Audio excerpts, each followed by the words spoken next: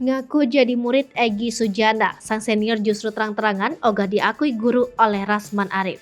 Borok Rasman Arif kini dibongkar oleh rival-rivalnya. Tak hanya itu, orang yang dia anggap sebagai guru pun enggan mengakuinya murid. Usai dilaporkan Claudia gegara pelecehan seksual, banyak sekali orang yang tak ingin berurusan dengan Rasman Arif Nasution. Beberapa orang bahkan tak segan bongkar borok Rasman Arif Nasution. Seperti yang belum lama ini dilakukan oleh Egy Sujana pada mantan pengacara Iklim Hakim. Diketahui, Egy Sujana adalah pengacara senior Rasman Arif. Rasman kerap menyebut nama Egy sebagai panutannya. Bahkan Rasman mengaku menjadi murid Egy Sujana. Kini bak lepeh Rasman Arif Nasution mentah-mentah. Egy Sujana ngaku tak sudi punya murid seperti ex pengacara Iklim Hakim. Egy Sujana belum lama ini menyampaikan keberatannya disebut guru Rasman Arif Nasution. Secara terang-terangan, Egy mengaku tak senang dianggap demikian. Pasalnya apa yang dilakukan Rasman sangat jauh berbeda dengan dirinya yang dianggap sebagai guru.